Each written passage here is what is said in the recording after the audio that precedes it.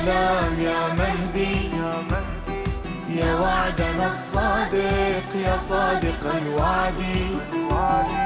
سلام يا مهدي في خط روحنا.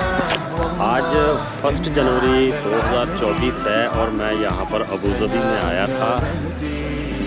ये मस्जिद शेख ज़ैद मस्जिद है, इसको शेख ज़ैद अल नहयान ने बनवाया था और ये दुनिया की बड़ी मस्जिदों में से एक मस्जिद है।